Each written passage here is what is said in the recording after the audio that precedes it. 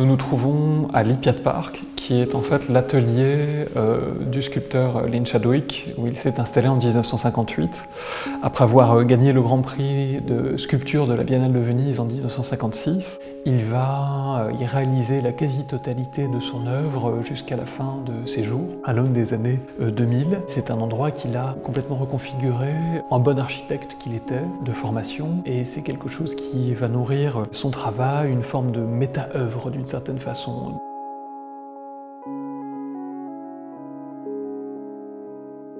I do remember being a young boy of 5 or 6 years old and standing in the doorway and watching him. It was an incredible sensation, the whole thing, the smell, the colours of the gas bottles, the colours of the pipes of the gas bottles, the flames, the smell of the metal. It was intoxicating. Feeling the solid, the material that he used to fill in his sculptures. The Victorians put some pretty ornate detailing into the building. Lynn was really not interested in that. He was interested in the volume of the space, so he would paint everything white, which to him stopped his eye being distracted by a colour or a changing material. Donc il faut penser au fond ce château comme un écrin prévu, conçu, pensé pour montrer la sculpture, la mettre en valeur, la faire se détacher. L'extérieur était extrêmement façonné lui aussi, il va aller transformer le paysage, déblayer certains endroits, remblayer d'autres pour créer des points de vue et faire du parc de sculpture un endroit absolument unique au monde pour présenter ses propres travaux, pour vivre avec. Donc il faut voir au fond chaque sculpture, non pas comme un tout en soi, mais la section d'un long parcours, évidemment qui se déploie dans le temps, mais aussi dans l'espace, et qui va contaminer comme ça, et se nourrir réciproquement de l'architecture, de la nature, de la vie animale, végétale, des événements atmosphériques. Il va notamment être rendu dans les surfaces extrêmement matiéristes de ces sculptures.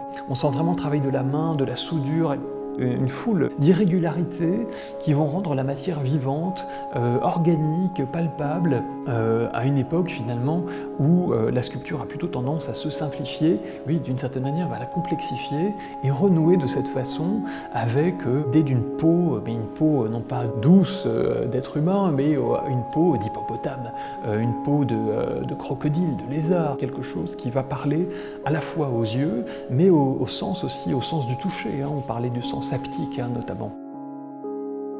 I started working for Lynn in 1980. By the time I came in the studio, Lynn had already welded his structure, and my role was to kind of then help him fill in between surfaces so that he could then apply his final layer.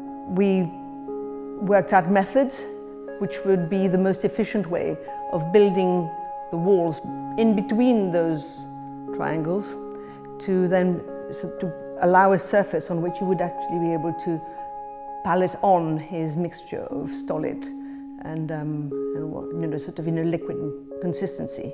So then that would dry, and he would then come and sort of use various tools to put texture in and apply. Tout ça fait que ces sculptures ont cette qualité du vivant et qui est notamment celle d'une forme d'imperfection, d'irrégularité. Nous pensons nos corps absolument symétriques, ils ne le sont pas, et c'est ce qui en fait la beauté. D'ailleurs, le triangle qu'il emploie comme modèle de base, c'est un triangle scalène, dont tous les côtés sont de longueur inégale. Ce triangle imparfait est au fond le plus humain des triangles, et une forme géométrique tout à fait ancienne que l'on retrouve d'ailleurs dans l'archéologie comme étant la première représentation féminine, hein, avec un triangle à la pointe tournée vers le bas, avec un triangle pointé vers le haut pour la version masculine. Pas forcément pour les couples que le grand public connaît très bien, mais aussi pour des sculptures unitaires. On a cette rupture qui va rassembler le féminin et le masculin, en faire finalement une forme d'androgyne parfait, de sculpture qui va rassembler toutes les énergies finalement de l'humanité. Il s'agit d'une exposition consacrée à l'œuvre de Lynn Chadwick qui se tiendra en 3 lieux, sur 3 continents et sur quasiment 3 années consécutives. Elle traitera dans un premier temps des œuvres de jeunesse de l'artiste, ensuite les œuvres de maturité dans un deuxième temps, et dans un troisième temps, les œuvres tardives. Elle permettra de couvrir plus d'un demi-siècle de production sculpturale que l'on voit chez l'artiste émerger dès la fin des années 40 et qui commence par des mobiles suspendus dans l'espace. Ces sculptures vont, dès le début des années 50, se stabiliser, se spatialiser d'une certaine façon et surtout s'incarner sous forme de bronze de différents formats, jamais plus grand que celui accessible par l'artiste, les mains tendues en l'air. Il fallait que ça reste finalement dans le champ du geste. C'est un artiste qui a mis en avant cette idée que la forme, c'est le fond qui remonte à la surface, pour citer Victor Hugo, avec l'idée que le squelette n'est plus caché derrière la peau, la chair, des masses d'épaisseur comme ça, mais le squelette remonte à la surface. Il est quasiment placé à l'extérieur du corps, c'est ce qu'on appelle un exosquelette. My role was really about getting the attitude of the bronze to match the sculpture and the colour to match the sculpture. Sometimes he would change it. He would say, okay, let's try something different. So, you know, when we discovered how to do white, then that opened up new possibilities, and so we would experiment like that. He invented a language which was unique to him. It was neither carving nor modelling. It was incorporating both. It incorporated construction. So it sort of took from lots of different influences, and that gave it a tremendous strength, a huge force, vitality of its own. Lynn had an incredible way of describing energy with the minimum information. It's a made-up beast. It's an imaginary beast. It has anatomical sort of accuracy.